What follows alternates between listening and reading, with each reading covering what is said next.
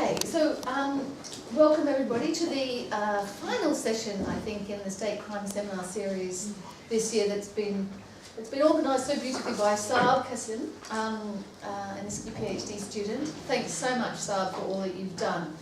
And today gives me particular pleasure because we have a visitor at ISKI, Dr. Jennifer Balint, who is from the University of Melbourne. And Jennifer has written widely on state crime, on genocide, on transitional justice, but from a very critical perspective. She's very interested in the function of law in a range of societies, and particularly interested in forms of state crime and ways of talking about forms of state crime. Now, the seminar that we're going to hear today is really interesting. It's a very challenging idea to take academic work and to transform it into other forms which bring in wider constituencies, which begin discussions and conversations and points of connection. And so this is I'm not going to say very much about it because Jennifer's going to talk about it, but the Minutes of Evidence project. It's a collaboration between Indigenous and non-Indigenous Australians, with researchers, education experts, with performance artists and community members, and some government and community organisations. And the idea is that they take what Jennifer and her colleagues have done with the Minutes of Evidence and promote new ways of publicly engaging with what as you will see, historical forms of gross injustice against Australia's Indigenous community.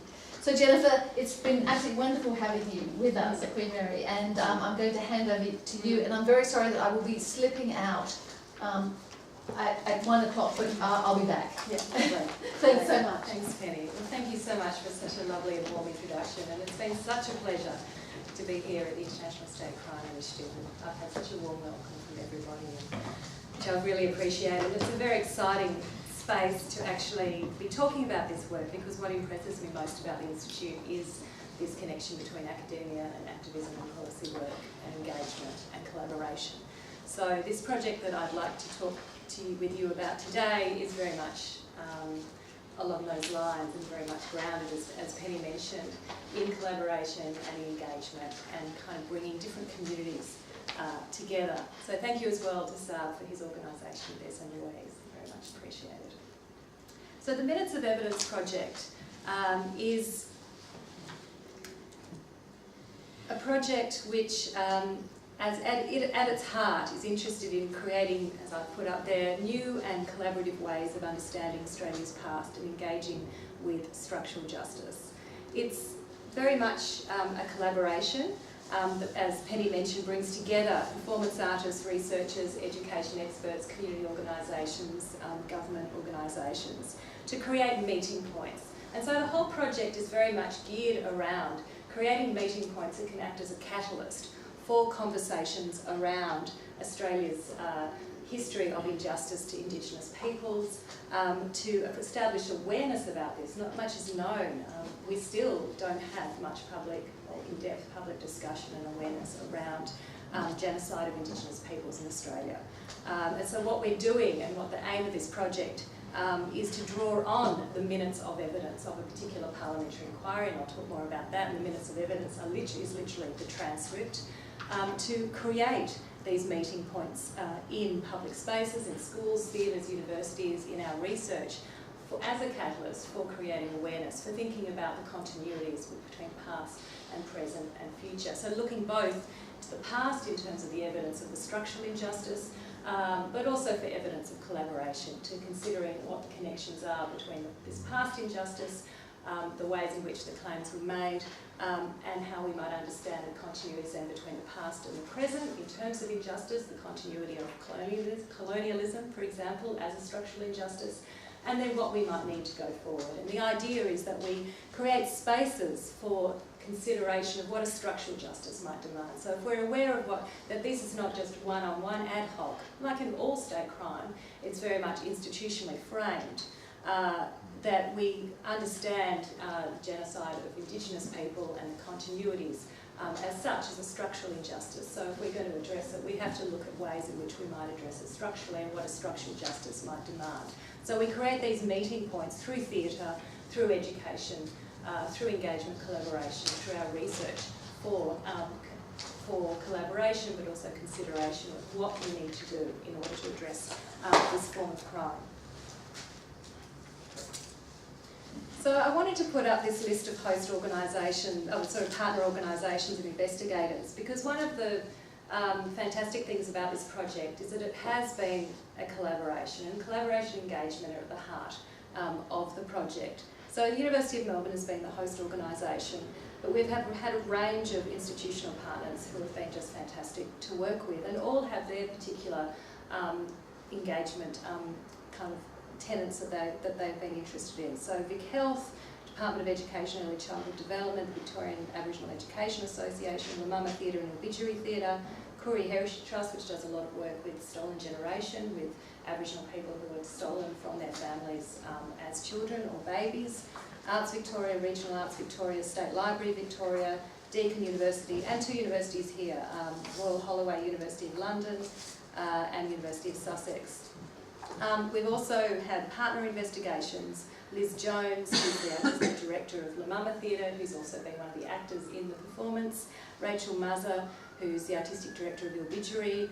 Erin Birch, who has been very involved from Department of Education, although she no longer works for them, came back on board as a consultant later in the project for the education materials. And Jenny Bates from the Koori Heritage Trust. And our writers, Giordano Nani, who it was through his PhD work that he discovered this minutes of evidence and said, aha, what can we actually, this could be an amazing piece of theatre. And he went to his previous Julie Evans and said, what do you think? And she, I mean, this is it's one of the nice stories I like to tell about this, is this project in many ways came out of a PhD supervision. So Julie and myself and Di Otto from the law school, Julie and I both in criminology, had been supervising a student of ours, Leah Kent, who's done fantastic work on East Timor and victims and the failures of transitional justice there. And the three of us sitting together in these supervisions actually were learning from each other as well. Julie's an expert in settler colonialism, my work's been in genocide and state crime, Di looks at international law. And so when Giordano came to Julie and said, what about this? Julie started thinking, well, what can we do with this? So actually the original focus of the project was about the failures of transitional justice in terms of including colonial harms and indigenous, sort of settler colonial harms. So I think it's useful if for us to, it's kind of, as PhD students, as supervisors, it's nice to see that this is, this can be a really productive relationship in all sorts of ways. And so the researchers, there are three of us from criminology, Julie, myself and Nathan McMillan, Mark McMillan from the law school, Patricia Grimshaw, who's history at Melbourne, Joe Cruikshank from Deakin, who's also history, Alan Lester at University of Sussex, Zoe Laidlaw from Royal Holloway, Giordano was the research fellow and also co-writer with Andrew James, a Yorta Yorta woman. And one of the kind of also innovative and fantastic parts of the project is we initiated early career Indigenous researcher projects. So we had intended to offer a PhD scholarship, but for structural reasons it became impossible for Indigenous people to take these up in full time. So we went back to our funders and said, well, what about this? And they were very happy about that. So we established these Indigenous researcher projects for early career Indigenous researchers, and the idea being that they would actually give them a leg up, as well as be an amazing contribution to the project, which they have been. Lily Brown's done fantastic work around why it is that teachers find it very difficult and a bit scared about teaching Indigenous history. And so that was been one of the things she's been looking about, how we can support teachers in education to teach this material. So there are 4 dimensions to the project. One of the first dimension is education, so that we're supporting the development of new curriculum, new materials to be taught in high schools in years 9 and 10, history and civics and citizenship. And we're also importantly been supporting the development of advisory protocols for teaching this. So when you teach this material, you make contact with your local Indigenous community, for example. So that's been a really, that's one of the key legacies of the project, will be the education. So it's about to be launched, there's going to be a new curriculum in the Victorian curriculum. The performance, there's a verbatim theatre production which is based on the transcript, the minutes of evidence of this 1881 inquiry, to make it accessible. So the performance has been another key dimension to create another meeting point. Research and research training, I'll talk more about this towards the end, but we've been looking at structural justice and injustice, and also the career training for early career Indigenous researchers. And what underpins it all is that it needs to be a model for future engagement and collaboration between Indigenous and non-Indigenous peoples. So the shaping of this project is very much about, this is not just a 4, 5, 6 year project. We started in 2008, 2009, we got the funding in 2011 from the Australian Research Council as a linkage grant, but that we're creating something that can actually be developed, can be taken up in different communities. So that's been also one of the principles of the project. The impetus of the project was responding to recommendations from these two inquiries, the 1991 Royal Commission to Aboriginal Deaths in Custody and the 1997 Bringing Them Home reports. So responding to the fact that the Indigenous young people, the detention rate is 35 times higher than their non-Indigenous counterparts. Aboriginal and Torres Strait Islanders being 14 times more likely to be imprisoned than the dominant population in Australia. And initiatives such as the Northern Territory intervention, which saw some years ago the deployment of 600 soldiers into remote Indigenous communities, the suspension of the Racial Discrimination Act. So responding to two of these key recommendations, that the need to educate the broader population about Aboriginal history and redress the full range of entrenched disadvantage, so structural injustice arising from that history of widespread and long-term change. Structural justice is to take place. So that's been the impetus for the project. And you can look at a lot of this on the website. The cards I gave you, the bookmarks, have our website address, and that's been another meeting point. The development of the website has been a means, designed as a means for people to come and learn more. If you can't make it to a performance, you're not in a school, but this is another space to actually be engaged with the material. And we have a project genealogy, and I've just sort of taken out a few aspects here, but mainly to show that this has had a long lead time, that it has been based in collaboration, engagement with a whole range of organisations and individuals, starting with the Wurundjeri Land Council and Auntie Joy Murphy-Wandin, who's a senior Wurundjeri elder, and sort of including pilot programs, pilot theatre performances, which is actually my favourite one, when you had the very first performance, when you had the 140 pages of the transcript of this 1881 Parliamentary inquiry into a 1.5 hour performance. The actors, it's called a staged reading, I think. They're standing there, they haven't learnt their lines, but they're there, they're rehearsed. And it's just so powerful. I mean, the very first time we saw these words brought to life, and we had one of our partners, historians, saying she'd read this material so many times as a historian, but actually seeing it brought to life by theatre was something quite extraordinary. It had that power to actually show and demonstrate the gross structural injustice, but also the collaboration. So we also try to look at both together. So I just wanted to say a few words about, well, Corranderk and why Corranderk. And the focus is the Corranderk Aboriginal Reserve, which is, you can see with the map, there's Melbourne up there. It's about 100 kilometres from Melbourne, just near a town called Healesville. And it was established in 1863, about 50 years after settler colonialism came to Victoria. It was established by surviving members of different lands who had been violently dispossessed, and they actually had lobbied the colony of Victoria for land. So they'd had one settlement originally, and then that was taken away from them, and then they got Corranderk. So there were about 150 or so Aboriginal people living at Corranderk, and they were very successful as a station.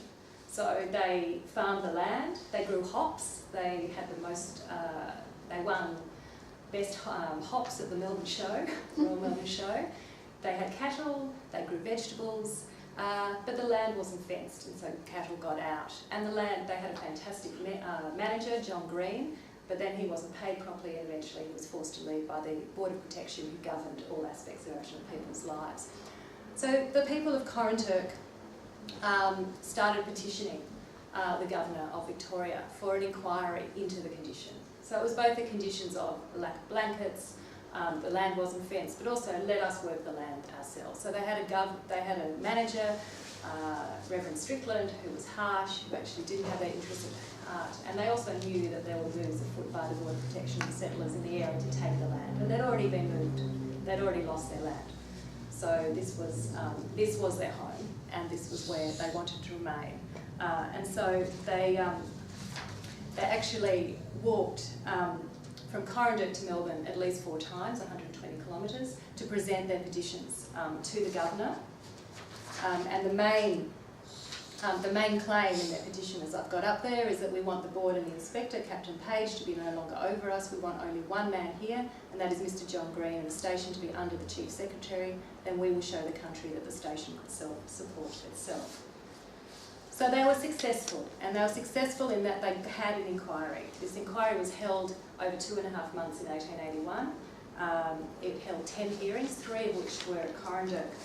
And what was unusual and what was quite extraordinary was that the Aboriginal people were actually heard from at the inquiry. There have been plenty of colonial era inquiries throughout the empire, and sorry, my jet lag's now coming back to bite me. There've been plenty of inquiries, but they generally didn't hear from Aboriginal peoples. So there were around 60 witnesses to the inquiry, and a third of these were Aboriginal residents of Coranturk, men, women and 1 child. So this was quite something, and that's what gives the inquiry its power. It's significant because this long history of Aboriginal activism in Victoria has been relatively unknown. The fact that petitions were made, the fact that this land was actually lobbied for by Aboriginal peoples themselves, and the collaboration between Aboriginal and non-Aboriginal people is also relatively unknown. So in the inquiry, we see that collaboration, both from some of the commissioners as well as those who give evidence, particularly John Green, who was the manager, but also Anne Bond, who was one of the commissioners.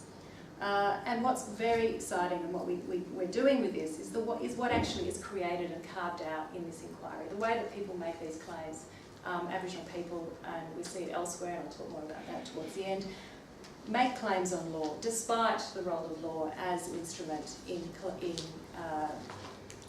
state crime, despite the use of law as a tool of collaboration. Claims are made of law, expectations are of law, and what's actually created in this inquiry, what's actually created through the making of claims to law, and what actually is created through this testimony. And we've used some of the work of White and Carter in terms of creating a middle ground, a possible way forward, a different way of understanding this.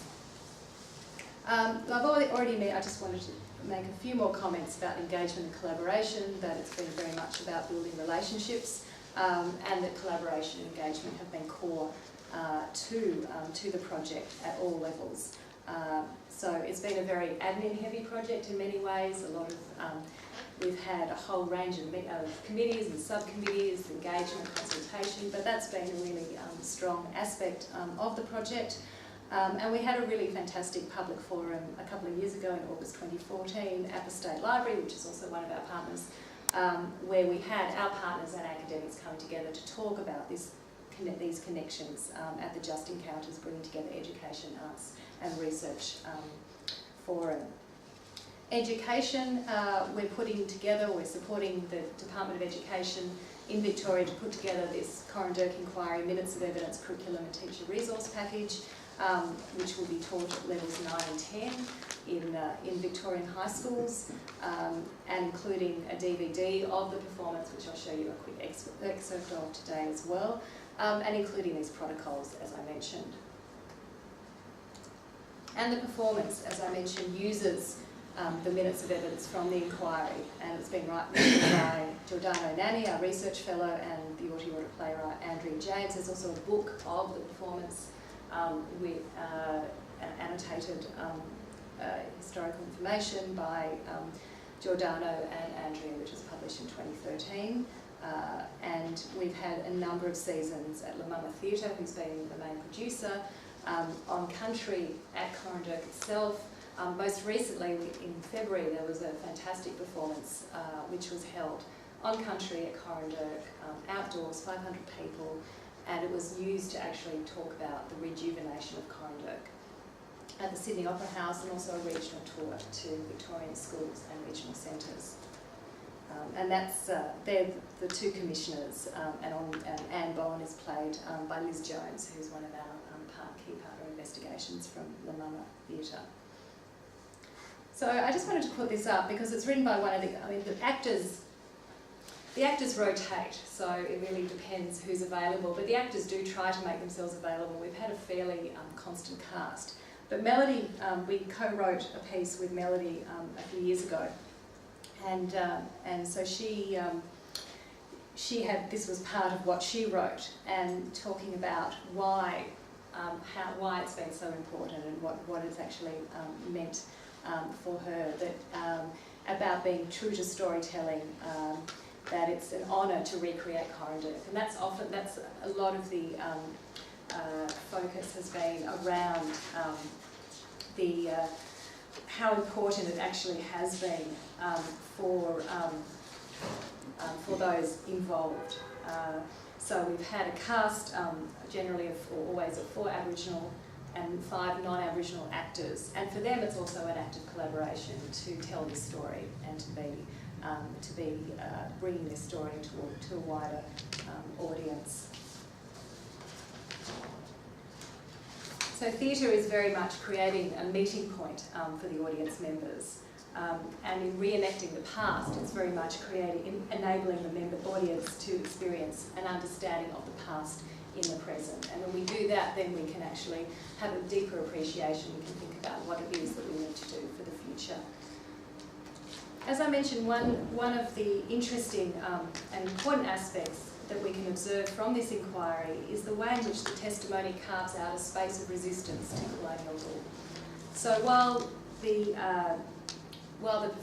claims were ostensibly about we need more blankets and we need fencing, much of the testimony is about self-determination and sovereignty. So when Alice Grant told the inquiry she no longer did the ironing for Mrs Strickland, the wife of the manager of Corandurk, due to her not receiving any wages for doing it, in response to the question, "You do not believe in working for nothing," replied no, she clearly put on record the inequity of the failure to pay wages for work done by Aboriginal people, which had been a decision by the Border Protection. And Tommy Mitchell's statement, submitted in a letter to the inquiry, "I think they have done enough in this country to ruin the natives without taking it from us anymore," while testifying to the poor management of the station since John Green had been forced out, took the inquiry from being about conditions on the station to the heart of dispossession.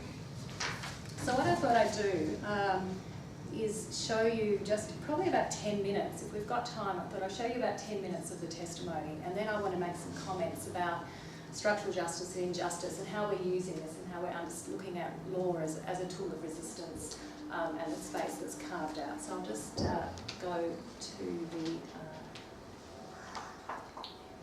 Okay.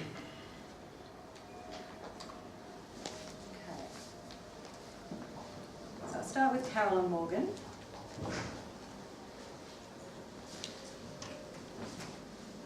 Just a couple of minutes.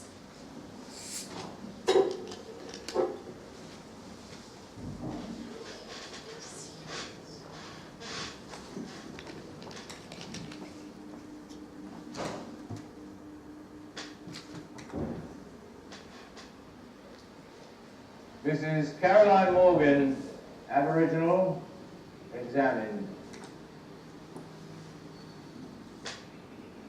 Have you been long here? 17 years, I think I am. Where do you come from? The Loddon. Have you any children? 3 living now. Have you a good hut? Yes. Is it warm? It's not lined. The wind comes in. We had to line my bedroom with bags. Say anything you have to say. Do not be frightened. This is my evidence. Corandurk, November 16th, 1881. I have asked Mrs. Strickland for a pair of blankets for my sick boy. She told me that she must write to Captain Page first.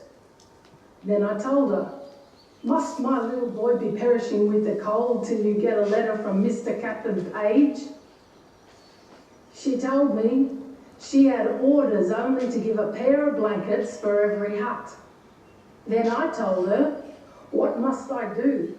I have 3 beds. How did you do for a blanket for your dying boy? I had to have words over it.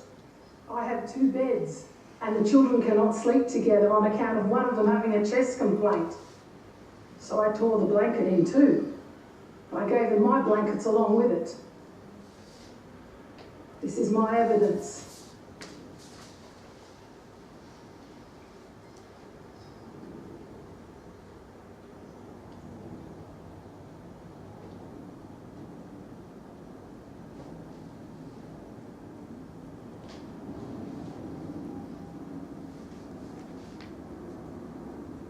So this DVD is being produced in collaboration with the Education Department. So this is not just a straight telling of the performance. The performance is an hour and a half with dramatic arcs, and as our theatre partners always tell us, are critical for the translation of this material. The DVD has been, as you can see up there, is scene by scene. So teachers will be able to take one of these scenes and just play it and use whatever particular themes come out from there. So I just want to play you one more. And this is Edward Kerr. Edward Kerr was a member of the Board of Protection. Edward Kerr, examined. What are you? A Chief Inspector of Stock. Are you a member of the Central Board for the Protection of Aborigines? Yes. Have you ever been to Conda? Yes, 2 or 3 times. What was your impression with reference to the management? I did not think it was good. We all thought the place exceedingly undesirable, that it was impossible to do any good there. We reported that to the board and recommended that the station be removed. You know, Conda produces largely hops and other things. The last 4 years show that Conda produced more than half of all the other 6 stations combined. Do you not think that a station producing such an amount of money is worth preserving? The object of Corandurk is not growing hops. There is no doubt it is the most productive station of the lot, both of hops and discontent. Do you think it desirable to take the natives away from Corandurk against their own will? Anyone who knows the blacks know their will is nothing. They might have a serious objection now, which they would not remember 3 months afterwards. They should be removed for their own benefit. I would not believe them to acquire habits of drink under the mistaken philanthropy of not interfering. Would you think it desirable to send the Aborigines away from Corandurk against their own will? I have no doubt of it. They are easy to manage, provided they are not tampered with by indisposed persons. What kind of person? There is a dismissed servant of the board who resides there in the neighbourhood. I refer to Mr. John Green. Have you direct knowledge of this? No, I have not. But I have no doubt Mr. Green has been plotting these 7 years to keep us in hot water. Have the blacks not a particular objection to leaving Conda? I do not believe they have any strong objection. I dare say they may have been talked into such a thing. You wrote a letter the other day that caused a great dissatisfaction at Corandurk.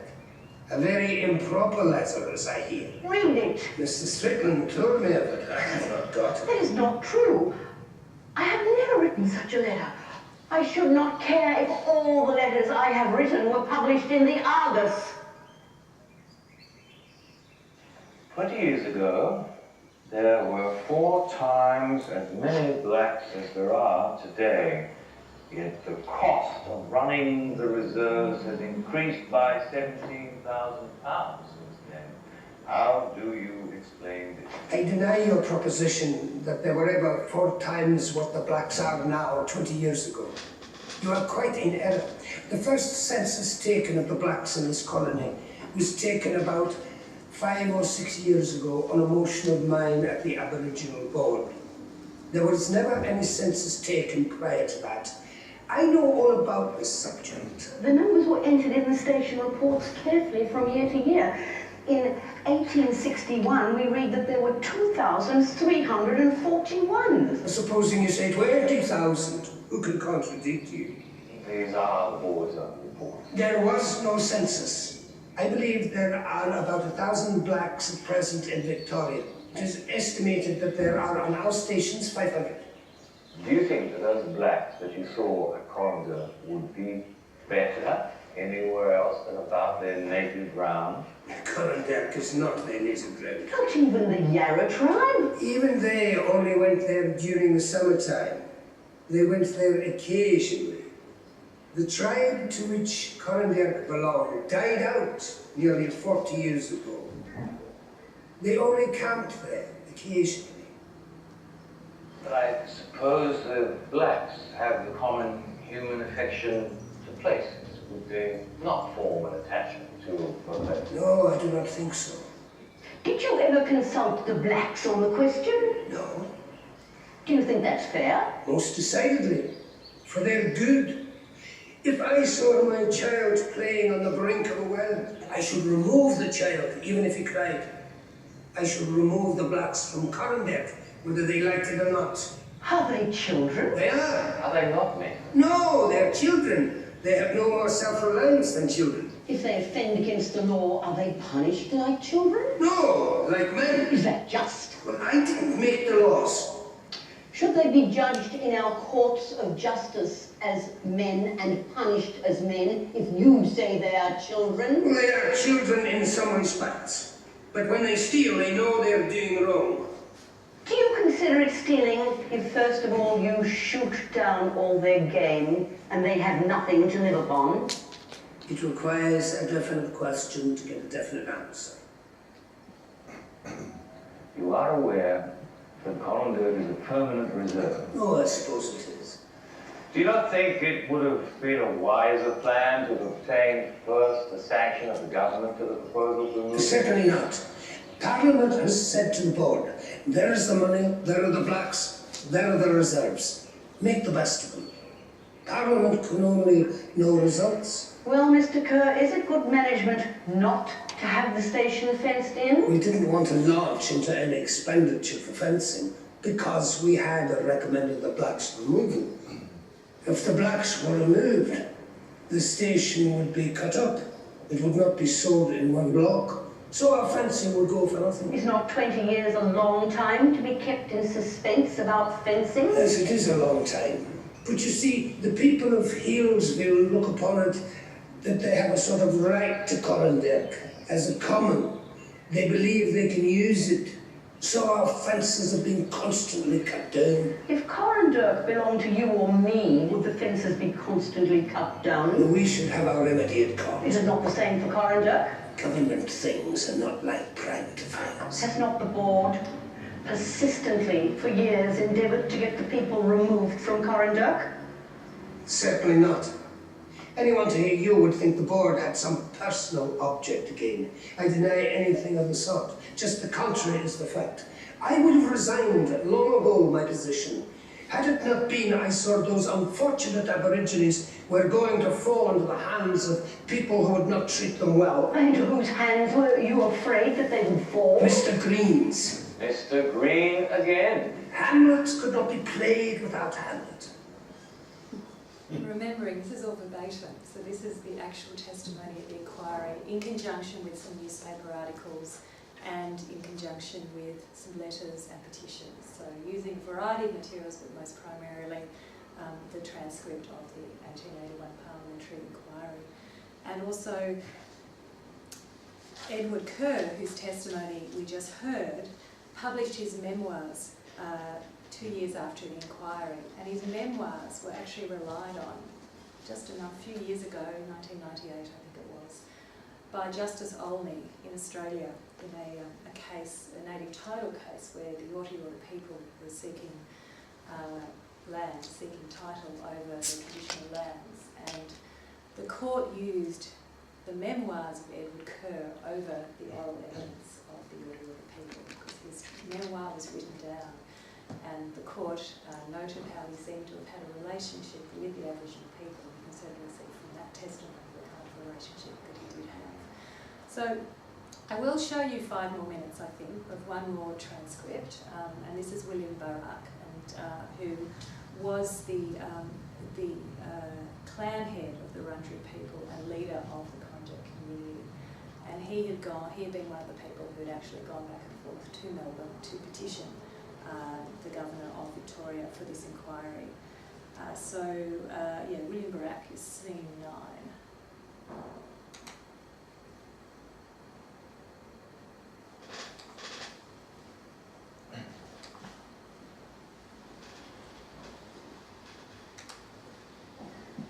William Barak, Aboriginal, examined.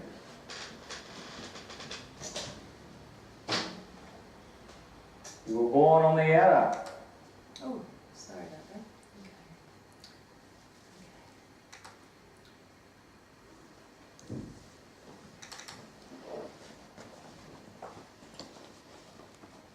Okay. Yes, What part? Yarra Flat. How old are you? I do not know. Into the wild country when you were born. Yes. Have you been on the station ever since it was established? Yes. You too old to work now? Yes. Do they allow you enough clothing to keep you warm? Yes. Every year. How many pairs of trousers do you get? 1. Do you get undershirts? I have got a flannel. How many of them do you get? I've only got 1. Have you to go without one sometimes during the year before you get another one? Sometimes I go without when they are broken. Do you ever ask for another when one breaks away? No, I do not want to wash it again. Have you any children? They died not very long ago in Melbourne. Tell us what happened. My boy fell sick. Got 2 passes for the coach to take him to the Melbourne hospital. Had no food on the way. Mr. Strickland told me he would write to Captain Page to meet us at the coach station in Melbourne.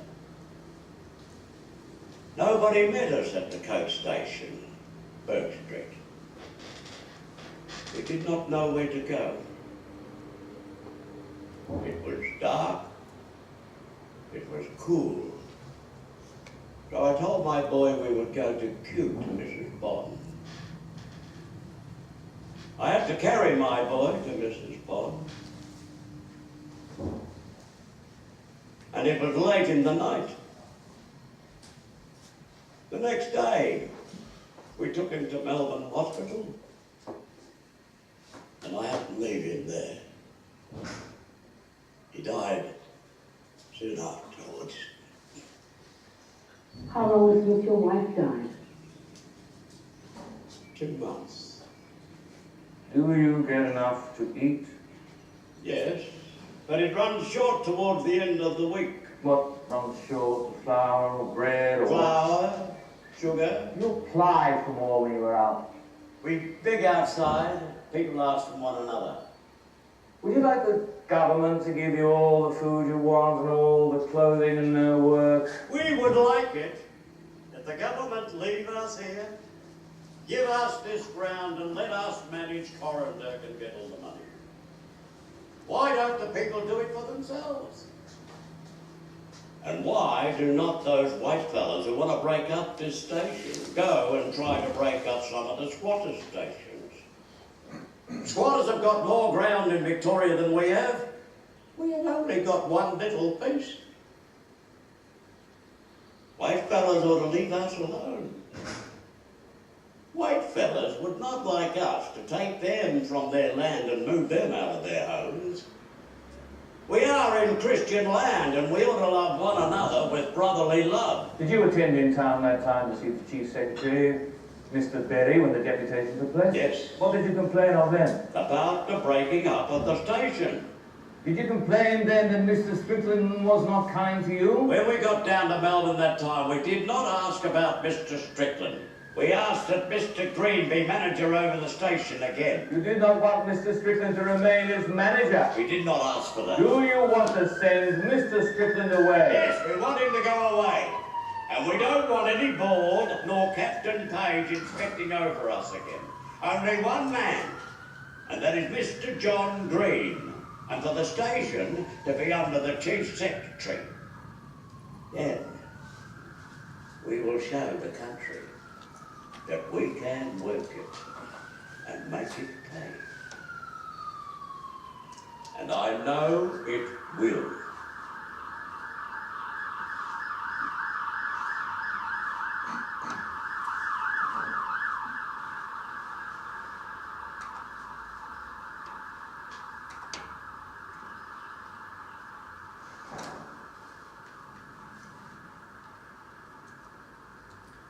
So what I wanted to do in finishing off was just say a few words around the kind of research we've been doing on the project and how we're conceptualising structural justice and structural injustice.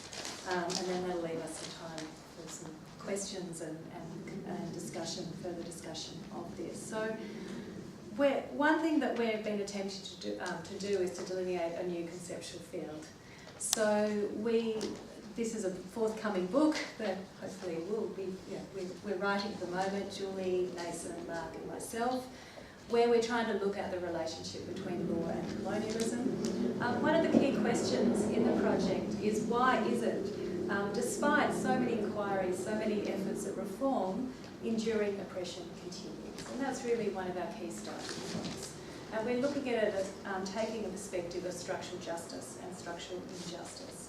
So in the context of Australia, this means appreciating and understanding that settler colonialism has enduring legacies that continue into the present. So Uncle Jack Charles, who you saw playing William Baruch now, he's twice been refused a taxi fare in Melbourne. Just the last one, I think, was while we were already here in London, just a couple of months ago, and the last one was last year. He's an amazing actor. He has his own play, Uncle Jack Charles, or Jack Charles versus the Crown. And I think it's travelling. If you ever get a chance to see it, it's extraordinary. So he's an esteemed actor. He gets refused a taxi fare on the street. We see these enduring legacies of racism, of structural discrimination that continue.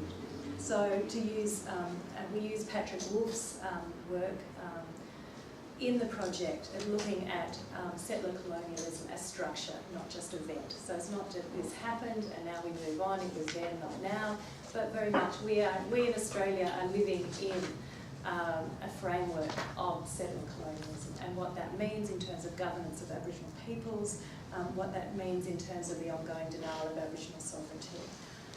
So if we see the dispossession of Aboriginal people built the Australian nation state in terms of political, legal and social development, structural justice means acknowledging, recognising these kind of taken for granted structures, taking account of them and addressing them. And what we're doing in the project is using the inquiry to actually take account of that and have public conversations and public appreciation. People, when this performance is played in our Q&A sessions, which we generally hold after each of the performances, or at least every few performances, people immediately are making those connections, including one of the performances, people noting the use of Edward Kerr's testimonial in a current federal court case. One of the other aspects that's been of interest to me is how do we understand the role of law. So as I mentioned earlier, if we understand that law makes allowable state crime, and that's something I've written about, then why is it that people still turn to law? What is it about law that people are looking for? And why, despite this particular institution being such a tool of governance and genocide. So in Australia, law was such a key tool of the oppression of Aboriginal people in all sorts of ways, and we see that internationally in all the case studies I've looked at. Law is always used, whether state law or informal law, law is always used as a key tool. But we have this claim on law, this call to law. And I like to use Mari Matsuda's work on this, where she talks about, well, if the law might be unjust, but it's my right to claim it. And we see this happening, we see it in the Corranderk inquiry. Of course, these claims may not be heard, and when the dominant social and political structures generally will cancel out any effective legal decisions. So the inquiry actually was successful in some ways, and they actually found for the residents in terms of that the station was not well managed and they should have a change of manager. Over 2 years later, there was the Border Protection succeeded in pushing through legislation, the Half Caste Act, which meant effectively that the station was broken up because anyone who was deemed to be half caste was had to leave the station.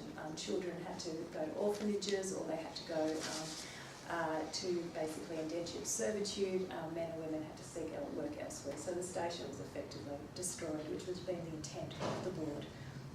But the claim remains and the record remains, and that's one of the areas that we've been pursuing, that what is actually carved out in law through these claims. So you would have seen in some of the testimony the way in which law and the claims are used as tools of resistance, and also presenting a different way forward. So William Barak saying, let us work the land, let us show you another way forward. And so these inquiries can be established as a form of moving on, of actually just saying, okay, we've addressed the issue, and we see that so often in royal commissions and other parliamentary inquiries.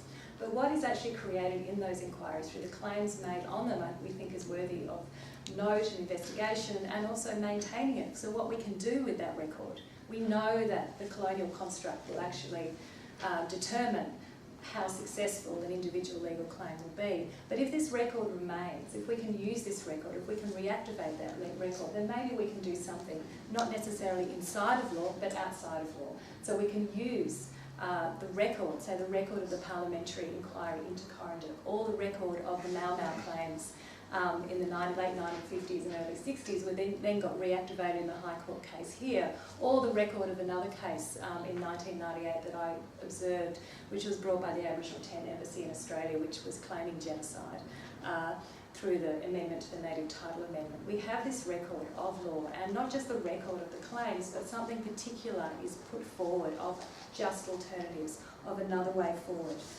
So we use these records of law and reactivate them to provide a catalyst for public conversations, to create these meeting points.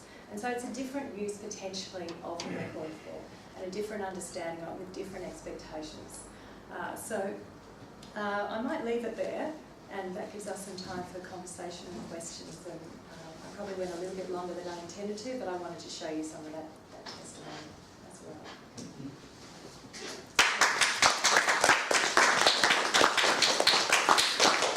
Thank you so much, Jennifer, for helping us better conceptualize systems of structural justice and structural injustice, really, through performance art and through performance dramatic arts, and really better understanding these kind of meeting points that come together.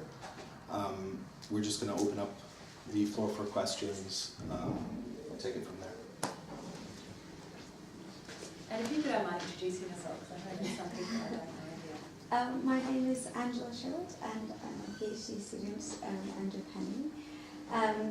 I've been working on two projects lately that actually I find, this integrated way that you've done research quite interesting. One of them is on Haiti, and basically the way that people after the earthquake were using land occupation as a form of resistance.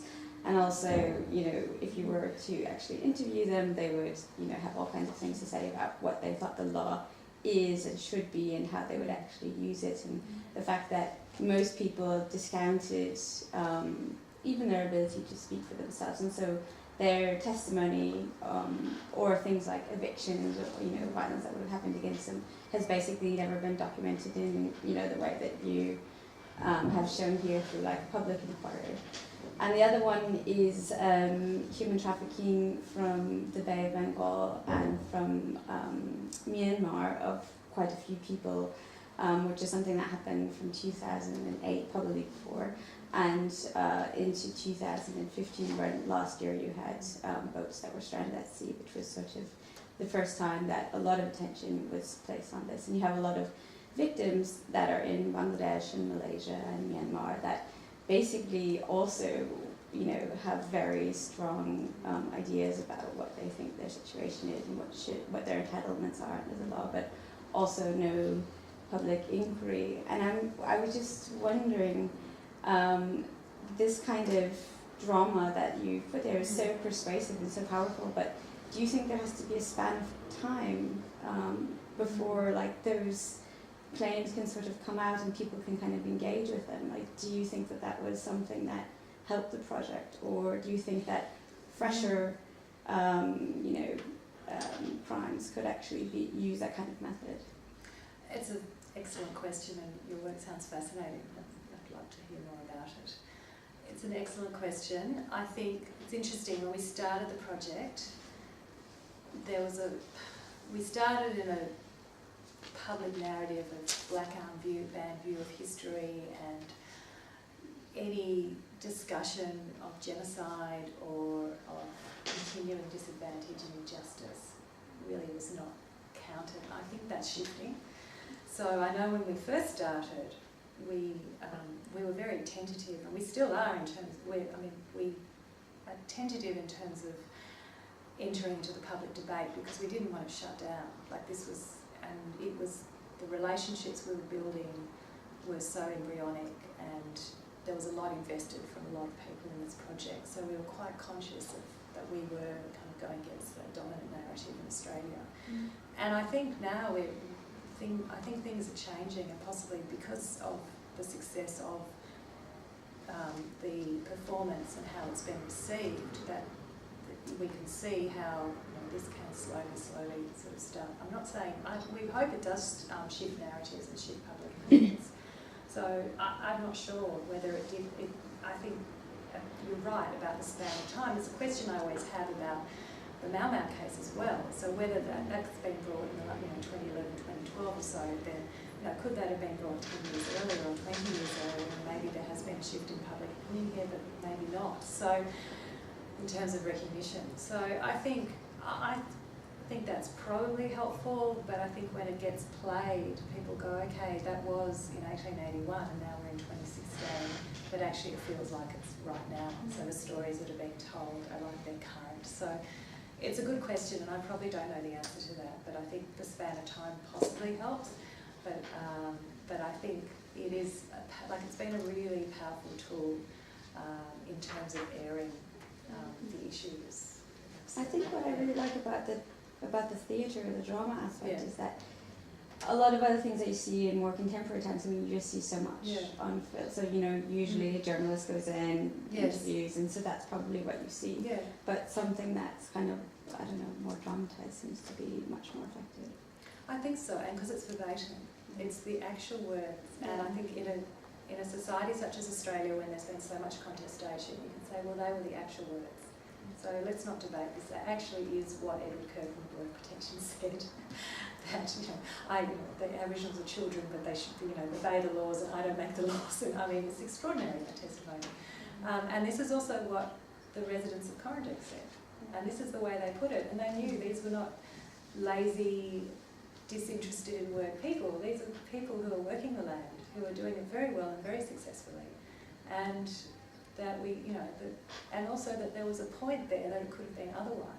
And it's not that it would have been otherwise, but that there was. The testimony I didn't show you from John Green talks about how he developed a relationship of respect with Aboriginal people, and he's asked, well, did you not deem it necessary to call in the police? He was like, no, I just reasoned with them like men, like people, and we use their laws because that seemed to work. So he sort of has this, sense of incredulity as he's talking to the inquiry. Well, actually, and he says, this is where I think you have failed. So it is very powerful. You're absolutely right to use that, to use verbatim. And I know it's been used in a number of different situations, but using verbatim and showing the agency of Aboriginal people in laying their claims, and this is what was being asked. This was not interpreted. This was actually that they made the claims in the way that they wanted the claims made, and they wanted the claims heard. Louise?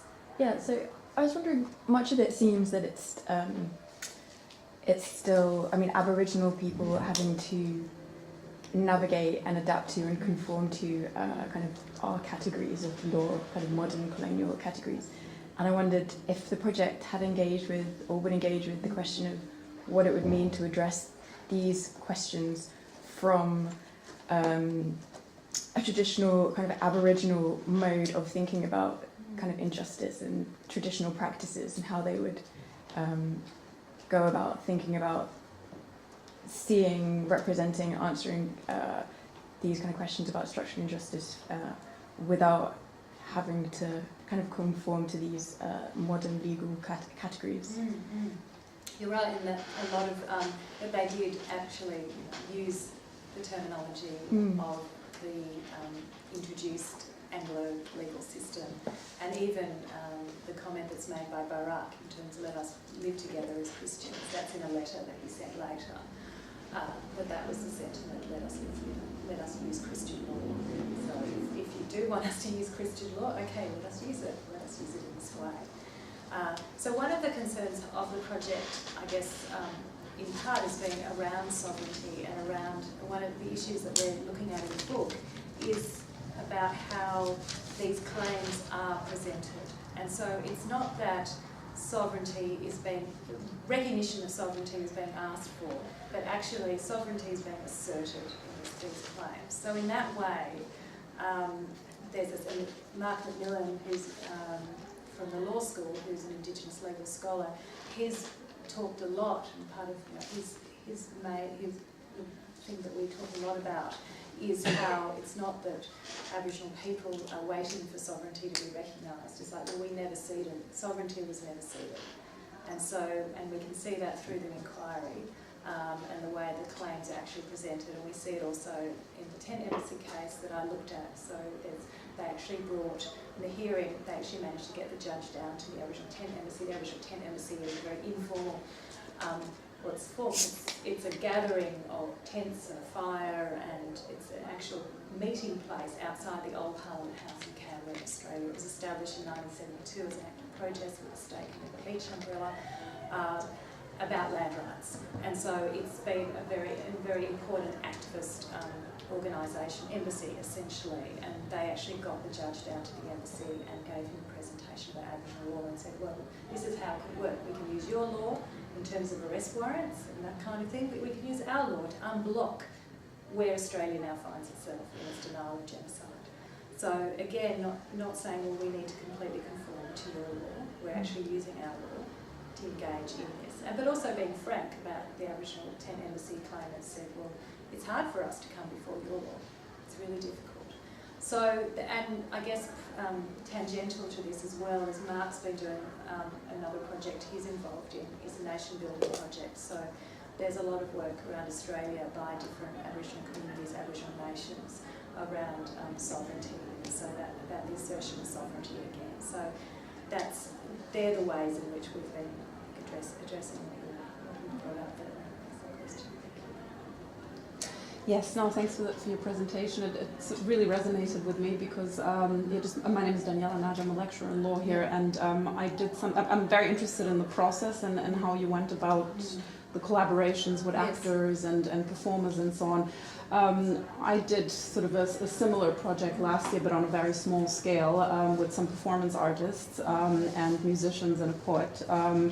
And what I was doing is I was reading out testimonies from women who had been raped in Rwanda during the conflict and who testified before the ICTR in a landmark decision, the Akayesu case, which really sort of fundamentally changed the way sexual violence is perceived in international criminal law.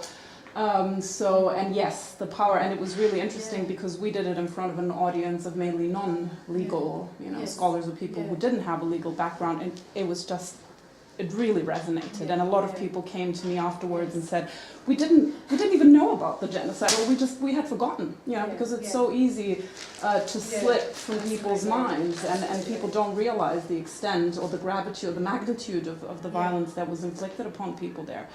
So yeah, anyway, so what my question is essentially around, so how did you go about, because I would love to do something like this again.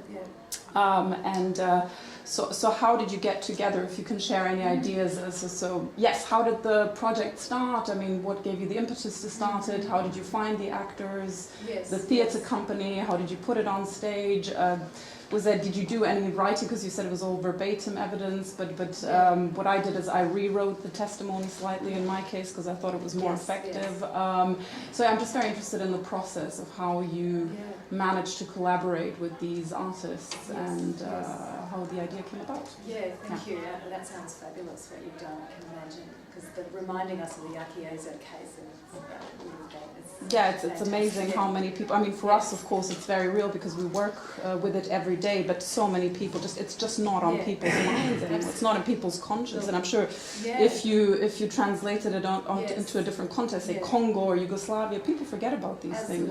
Absolutely. So look, it was a very slow process. It started in 2008, 2009 with Giordano suggesting to Julie Evans, who's the lead chief investigator on the project. Giordano Nani had found this transcript, minutes of evidence in the archives while he was doing his historical PhD work. So we started by gathering our research team essentially, but also then talking, we had conversations with Auntie Joy Murphy from Wurundjeri people. Also, we just slowly started contacting potential partners. La Mama Theatre Company is a very small theatre, but is probably our most important community theatre in Melbourne, and it's always been involved in social justice projects. It runs on a shoestring, but it's extraordinary what they do, and they're just out there in the city, essentially, in Carlton, just near the university. And the Obituary Theatre, we spoke to them as well. They were very interested. We spoke with Education Department. We just started sort of slowly generating interest, but before we got the large project up and running, we had a pilot. So we managed to get money through the university and through a few small places and La Mama to put on this pilot readings. We even got money from Kerry, who is kind of one of these social enterprise coffee carts at the university. So we were just sort of telling people about the project and asking. So we got the pilot funding first, and that was really critical to get the pilot reading happening, to show people what it could be like, the power of it, and to show everyone involved it could work. So La Mama organised, so the theatre companies all organised, the actors, we didn't, that wasn't what we did. We provided the money for it, but they hired the actors and they produced it and they ran the theatrical side of it. But Giordano and Andrea wrote the script. Giordano was our research fellow, and we had a little bit of money for him through some small grant that he did the initial script with Andrea James. But he's not a playwright. No, well, he is in some ways. I mean, he's one of these, he's got many hats. So he did a PhD in history, but he also runs something called Juice Media, so where he's done a lot of online, I guess, performance. So he'd never done anything like this before, but he did it extremely well. So it was step by step by step, and it was collaborative step by step by step. So it was about getting people interested and also talking to them about what might be useful for them, because it was a linkage grant, so it's not like they weren't contractors. They were, Education Department had a recognition that they needed better curriculum, and they were just at the cusp of establishing a new national curriculum, which is now no longer happening, so we've gone back to the Victorian curriculum, but there was a recognition that they needed better curriculum for their students. Vic Health was really interested in anti-racism initiatives, so it was really interested, and they've actually been fundamental to supporting the website and funding the website, because that was something important to them. So each La Mama had a great, strong commitment to Indigenous issues, and that was something they've been an amazing supporter. Liz Jones has been fantastic. Obituary was extremely interested in this story of Coronado. So everyone, Koori Heritage Trust knew how important it could potentially be for their clients. So they've had fantastic feedback from their clients, Stolen Generation, about the importance of their stories being told and being recognised. And these might be stories they know, but to have them performed. So It was, and look, collaboration is difficult too, as we all know. So there was a lot of negotiation along the way about expectations and outcomes and so on. And how long did the play run for? Well, it's still running. It's still running. So it's running again in August.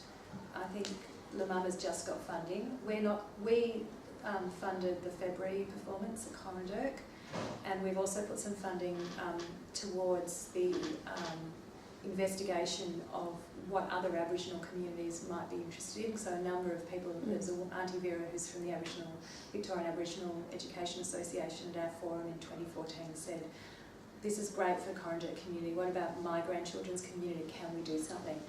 And so we've put La Mama's actually doing engagement work with them and there are other communities around what might be helpful and what they're looking for, because it might not be this model. So a performance, La Mama's hoping to hold it every year in August. And the Obituary also has another performance, which they've taken in a slightly different direction. So they have another one that they just call Coranderk. So that's also, they're touring that. So it's like La Mama is looking for funding as a yearly event, and also to be connected to as for schools tours and so on. So and tickets have sold wildly, so you've had it's been the most successful performance that La Mama has ever had, and it's constantly sold out. Can it get transferred onto a bigger stage, or? That's their decision. Mm-hmm. Yeah, okay. That's their decision. And so, media? Yeah. Did you get any sort of media attention? Yes, or you, there's okay. been quite a bit of media attention at different times. Nice. So it's been everyone who goes to see it finds it important in different ways. It seems we have comments book. We get comments from each performance.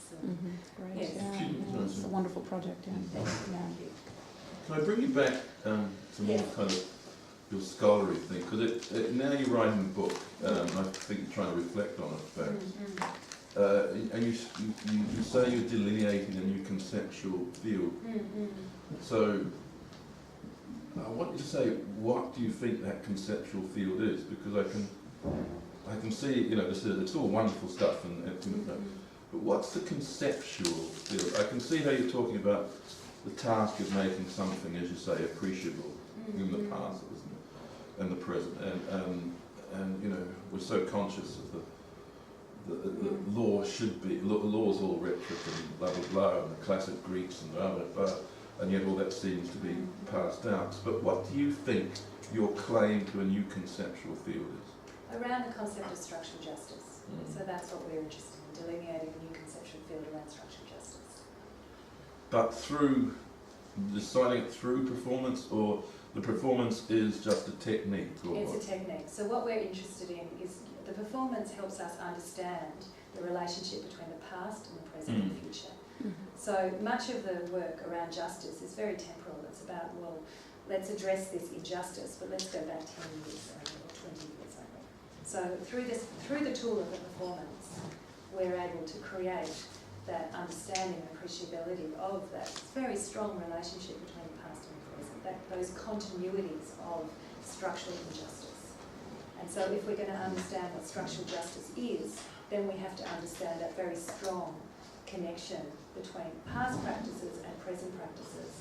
And it's not like these are stopped. So transitional justice, for example, has this sense of, well, there's a stop and now we'll address it. Conflict is over, let's address it. Well, in terms of settler colonial era crimes, that's just not the case. There are and you could argue in all situations of justice, injustice, structural injustice continues, whether it's socioeconomic harms, class cleavages, etc. So by just sort of carving out the space of, well, now we're going to look with Rwanda, for example, we're not going to go back to the Belgian colonial rule, or with South Africa, we're going to start at this date, we're actually not going to go further to the establishment of apartheid. So these are kind of artificial boundaries which don't, if we're talking about justice, and if we're talking about addressing justice in a holistic sense, not just in a legal sense, then we actually need to be going back further, and so the performance is a tool to help us understand that, to create those conversations around awareness, and also conversations around, well, what does structural justice demand? If we can see that this was happening, then what does it demand? But not just the injustice, which is critical, but also the collaboration. So the way in which we can see that there can be collaboration with just all teams. That's also about trying to disrupt the meta-narrative and to put in Absolutely. zones of disconsonance and so, Yeah, but establish new narratives, which exist, you know, so... Because that's the beauty, you're taking the words that were there, Yeah. written in the official transcript, but the official transcript always has its... Yeah. And then you've had it re-performed, or as you called the word, re-articulated. Yeah, reactivate.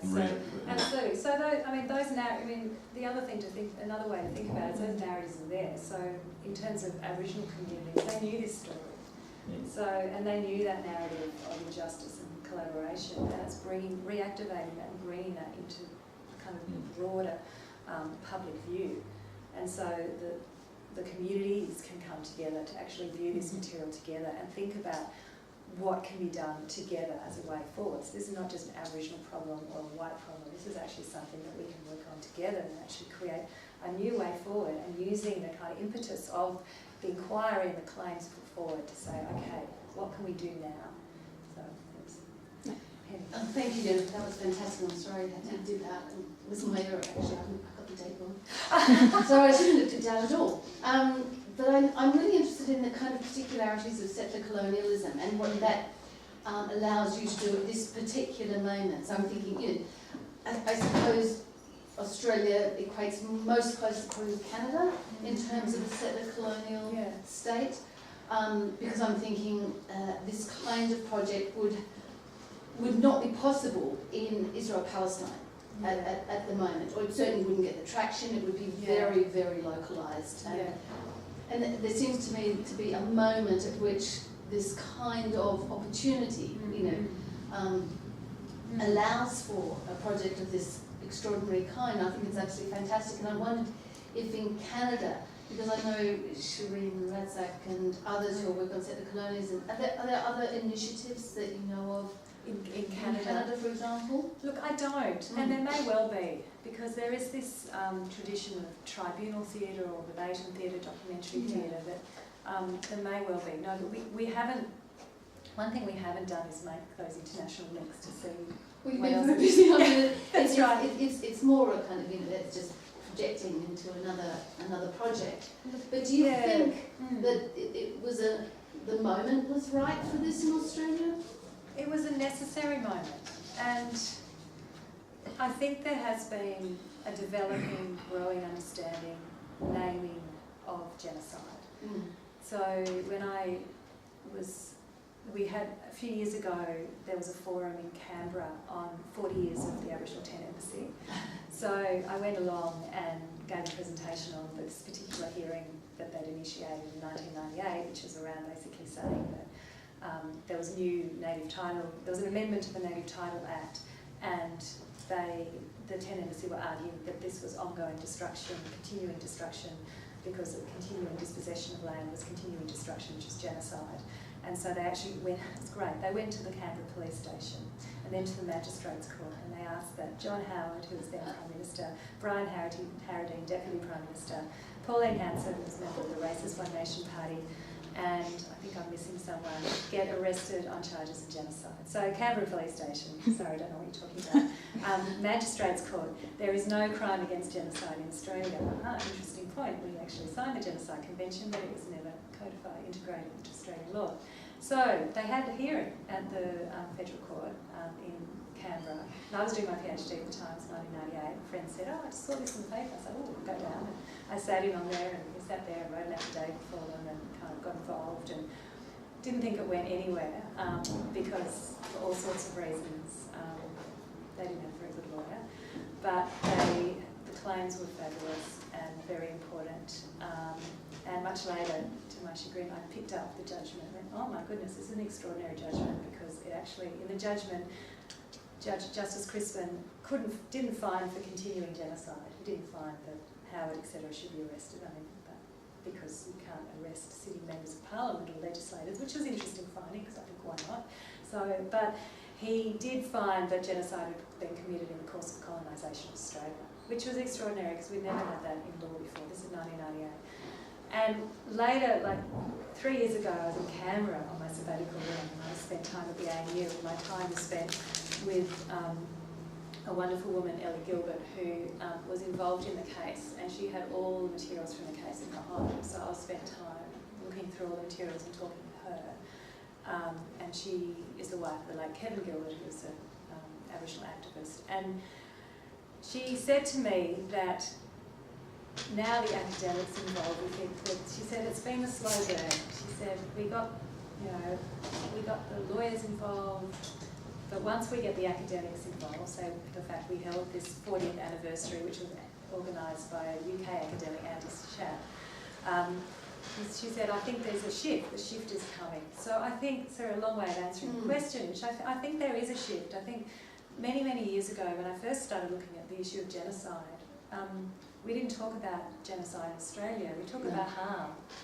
Yeah, so, I think we talked about land rights. I mean, when yes, I was a that's student true. at ANU That's true. and the 10th Embassy, because I used to go down to the 10th Yes, Embassy, yeah. that was wholly constructed as land rights. Yes, yes. And it is interesting to see the conceptualisation change to one of genocide. And I mean, yes. I think the stolen children generation really gave a big fillip to that reconceptualisation. Do you think? Yes, because they named genocide in that report, absolutely. But they named it, but it didn't go any further. I mean, academics got excited, and a few, active people, but it wasn't real recognition. And even, I mean, with Kevin Rudd's apology a few years ago, it wasn't genocide that he named, it was stolen children, stolen generation. So I'm not sure that it's a dominant narrative yet, but I think it's there, and I think it is shifting, and I think I mean, this project, I mean, in different ways, when we started this project, the university was quite disinterested, and we had no support, and it was a real battle. So in terms of, like, the things that universities are interested in, well, we had to have, our head of school writing on our behalf to powers that be, saying, well, the reason they haven't published 1.5 publications this year is because they've put on this performance, they've done this, and they've done that, and none of that gets counted.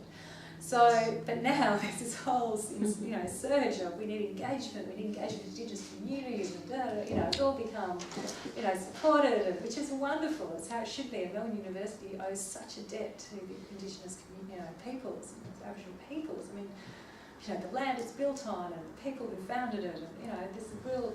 And Julie Evans, who is the CI on the lead CI on the project, her work has been very much around the responsibility as academics to this history, and so that's been also one of the fantastic strands of this project, and one that she's been developing, about what our responsibility is as academics to engage in our settler colonial history. Yeah, I think that last point's really interesting, because I think too genocide studies has changed. Yeah, so from a very Holocaust-centric, that recognition and that move away to recognition of other forms of genocide and other genocides as being equally abhorrent and appalling, and understanding them politically in different ways, and the way in which the Holocaust is constructed has opened a space, I think, and which that space can also then be entered, as you say, by all the other players that you have engaged in your work. I think it's incredibly encouraging for all of us. And I think, just briefly, if I can comment, what I really liked about it is that it showcased the agency of especially with the last actor. He was. So we move away from this victim narrative, and this is what I wanted to illustrate in sort of my little project as well. Is that yes, the women were victimized, they were very much abused, but at the same time there is a lot of pride and dignity and agency. And I think this is very important as well to illustrate that at the end of the day, these are human beings who have survived to tell the story. Absolutely. And they have ways of doing justice. Yeah. So this is what they are asking for, particular things, and this is what they need and what they want. And I've started to think in the last little while, as I've been developing this, as I was reading, I thought, I should read about material on the archive. There's all this work in here about the archive, the colonial archive. So I started reading it. I think actually, a lot of this work is around, top down. It's like, this is a colonial archive, it's monolithic, we shouldn't engage with it. It's like, actually, no. I mean, the space that they carve out in law, I think, is critical, and there's agency there, as you say, and this is engagement with this institution, which shows alternatives, which shows that, it's a little bit easy just to say it's all a colonial construct. It's actually, you can actually create something in there. And it's not that it will necessarily be successful right that moment. It may be. I mean, they were initially, because the station did survive for a couple more years. But it, of course, got overturned by political change and by that dominant political narrative. But yeah, there's space, and we've got to recognise, as you say, it's the agency of what what it is that individuals are asking for and how they are asking for it, and that we can use that. I think to actually reactivate that, as you've been doing in your project, is critical. And it's really a fantastic way to do justice, and also have those words heard.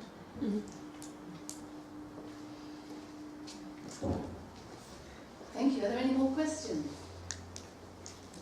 Okay, well, it's quite hot in here, so It is, isn't it? Jennifer, thank you. I did want Saab to wind up because he's too modest. But it's been a superb series, and it was what a wonderful seminar to end on. And I think it's very exciting to see this kind of work where you take academic work and you make it real and you make it more important by pursuing sort of a pathway for potential change. So congratulations, it's a superb project. We're really privileged to have you with us and to talk about it. So thanks very much. Thank you.